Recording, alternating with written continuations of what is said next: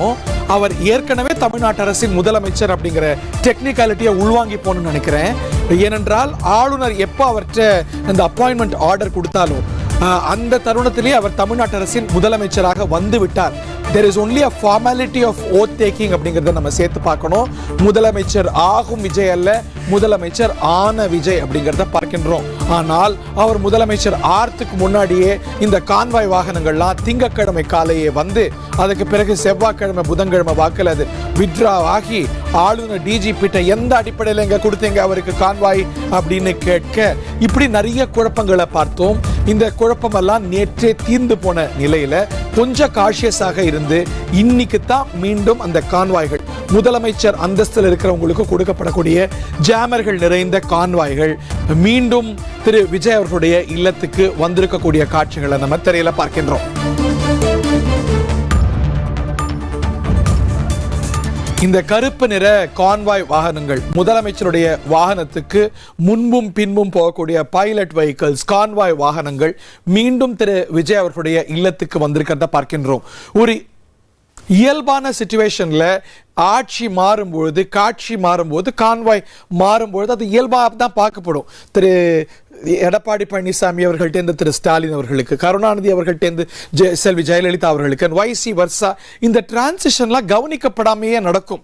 ஆனால் ஒரு அசாதாரணமான சூழல் உருவாகி இருப்பதனால இந்த சின்ன சின்ன நிகழ்வுகளும் அதில் இருக்கக்கூடிய திருப்பங்களும் அதில் கேள்விகளும் விளக்கங்களும் அப்படின்னு இவையெல்லாம் பெரிய விஷயங்களாக மாறி இருக்கிறத பார்க்கின்றோம். திங்கட்கிழமை திரு விஜய் இல்லத்துக்கு வந்த கான்வாய் 2 நாட்களில் வித்ரா ஆனது. திரு விஜய் அவர்களே கோரினார் என்று சொல்லப்பட்டது. இல்லை எனக்கு வேண்டாம், பாதுகாப்பெல்லாம் உறுதியான அப்புறம் கொடுங்க அப்படின்னு கோரப்பட்டதுங்கிறத பார்த்தோம். ஒரு மெட்டல் டிடெக்டரை வழக்கமாக சீஃப் மினிஸ்டர்ஸ் வீட்டில் இருக்கக்கூடிய மெட்டல் டிடெக்டரை திங்கக்கிழமை வச்சாங்க, செவ்வாய்க்கிழமையோ புதன்கிழமையோ அதை வண்டியில் தூக்கிட்டு போனாங்க. காரணம் ஆளுநர் கேட்டார்னு சொல்லப்படுது.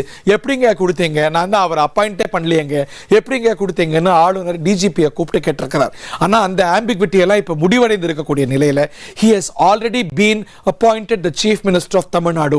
நம்ம செய்தி போடுறவங்களும் உள்வாங்கிக்கணும், பார்க்கிறவங்களும் உள்வாங்கிக்கணும். தமிழ்நாட்டு அரசுடைய தற்போதைய முதலமைச்சர் திரு விஜய் 10 மணிக்கு காத்திருக்கணுங்கிற அவசியம் இல்லை. ஆளுநர் ஏற்கனவே அவர் அப்பாயிண்ட் பண்ணிட்டார் அப்படிங்கிறத நம்ம உள்வாங்கிக்கணும். ஸோ அதனால அவர் முதலமைச்சர் அந்தஸ்தை ஏற்கனவே பெற்றுவிட்டார். தமிழ்நாட்டு அரசுடைய முதலமைச்சர் திரு விஜய் அப்படிங்கிற அளவில் அவருடைய இல்லத்துக்கு கான்வாய் வாகனங்கள் வந்திருக்கிறத பார்க்கின்றோம். பின்னாடி மெட்டல் டிடெக்டரும் வந்துட்டு இருக்கா சாலமன். ஓகே, இப்போ நம்ம பார்க்கிறோம். I am sorry to interject Solomon. இப்போ நம்ம பார்க்கின்றோம் கவர்மெண்ட்டுடைய செக்யூரிட்டி ஆஃபீஸர்ஸ், திரு விஜயோடைய பிரைவேட் செக்யூரிட்டி ஆஃபீஸர்ஸ்.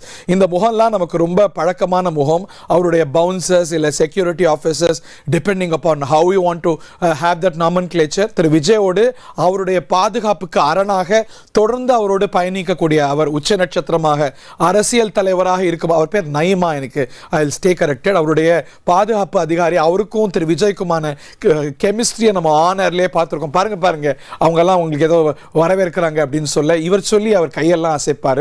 ஸோ அந்த மாதிரி ஒரு பர்சனல் பாண்டு திரு விஜய் அவர்களுக்கும் அவருடைய செக்யூரிட்டி அஃபிஷியல்ஸுக்கும் அவருடைய பிரைவேட் செக்யூரிட்டி அஃபிஷியல்ஸுக்கும் இருக்கிறத பார்க்கின்றோம். அவர்கள் இப்போ அரசு துறையுடைய செக்யூரிட்டி அஃபிஷியல்ஸோடு ஒருங்கிணையக்கூடிய காட்சிகளை பார்க்கின்றோம். கை குலுக்கியனா they have to work hand in hand அப்படிங்கிறதையும் நம்ம பார்க்க வேண்டியிருக்கிறது. ஸோ அங்கே பிரிவு பாதுகாப்பில் அவர் ஏற்கனவே இருக்கிறார் என்பது குறிப்பிடத்தக்கது. இந்த நிலையில பிரைவேட் செக்யூரிட்டி செக்யூரிட்டியோட சேர்ந்து தமிழ்நாட்டு அரசின் முதலமைச்சருக்கு வழங்கப்படுற அந்த செக்யூரிட்டி அந்தஸ்தும் கான்வாய் வாகனங்களும் வந்திருக்கக்கூடிய காட்சிகளை பார்க்கின்றோம். மெட்டல் டிடெக்டர் வண்டியில வந்துட்டு இருக்கா Solomon. Solomon, you are with us. Neelankarai இல்லத்திலிருந்து இணைந்திருக்கிறார் சாலமன். நிறைய பேர் அங்கே வந்துட்டு இருக்கிறத பார்க்கின்றோம். ஒரு முதலமைச்சருடைய வீட்டில் அவருடைய வளாகத்தில் கேம்ப் ஆஃபீஸில் நம்ம பார்க்கக்கூடிய காட்சிகள் எல்லாம் நம்ம இப்போ திரையில் முதலமைச்சர் விஜய் வீட்டு முன்பாக நம்ம பார்க்கின்றோம். இப்போ நம்ம இது திரு விஜயோடைய இல்லம் என்று சொல்வதை விட இந்த இல்லத்துடைய அஃபிஷியல் நாமன்கிளேச்சர் என்ன அப்படின்னா திரு விஜயோடைய கேம்ப் ஆஃபீஸ். முதலமைச்சர் இருக்கக்கூடிய அலுவலகம் இடம்தான் அலுவலகம். அவர் வந்து வீட்டில் இருந்தால் அதன் பேர் அவருடைய இல்லம் இல்லை, ரெசிடென்ஸ் இல்லை. It is called the camp office. ஏனென்றால் முதலமைச்சர் எங்கேருந்து செயல்படுறாரோ அவர் வீட்டில் இருந்தாலும் அது கேம்ப் ஆஃபீஸ், அது வீடு என்று அறிவிக்கப்படாது. இப்போ அஃபீஷியல்ஸ்லாம் பேசும்போது நான் சிஎம்மோட ரெசிடென்ஸுக்கு வரேன்னு சொல்ல மாட்டாங்க, சிஎம் ரெசிடென்ஸுக்கு வாங்கன்னு சொல்ல மாட்டாங்க, கேம்ப் ஆஃபீஸுக்கு வந்துருங்க, கேம்ப் ஆஃபீஸுக்கு வாங்கன்னு தான் சொல்லுவாங்க. அவர் கேம்ப் ஆஃபீஸுக்கு போறாருன்னு சொல்லுவாங்க. இந்த நீலாங்கரை இல்லத்துடைய ஒஃபிஷியல் நாமன்கிளேச்சர் இது எப்படி அழைக்கப்பட வேண்டும் என்றால் இது சீஃப் மினிஸ்டர்ஸ் கேம்ப் ஆபீஸ். முதலமைச்சருடைய நீலாங்கரை கேம்ப் ஆபீஸ்ல இப்போ அதிகாரிகள்லாம் பாதுகாப்பு வளையங்களை ஏற்படுத்தி வரக்கூடிய காட்சிகளை நம்ம திரையில பார்க்கின்றோம். சோலமன், இங்க வாக்கிங் போறவங்க மட்டும்தான் அனுமதிக்கப்படுறாங்க. வழக்கமா அங்க கூடியிருக்கக்கூடிய தமிழக வெற்றி கழக தொண்டர்களை, ஆதரவாளர்களை பார்க்க முடியல. பாதுகாப்பு வளையம் உறுதி செய்யப்பட்டிருக்கிறது, சில அடுக்கு பாதுகாப்பு உறுதி செய்யப்பட்டிருக்கிறது. போக்குவரத்து காவல்துறையினர், ஒய் பிரிவை வழங்கக்கூடிய மத்திய படையினர், தமிழ்நாட்டு அரசின் காவல்துறையினர், அரசு அதிகாரிகள்னு எல்லோரும் அங்க வரக்கூடிய காட்சிகளை பார்க்கின்றோம். திரு விஜயோடைய கேம்ப் ஆபீஸ்ல நீங்க பார்க்கக்கூடிய காட்சிகளை விவரிச்சு சொல்லுங்க சோலமன். தமிழக முதல்வராக சற்று நேரத்துல பதவியேற்க இருக்கிற ஜோசப் விஜய் வந்து தற்போது புறப்பட்டு இருக்கிறார்.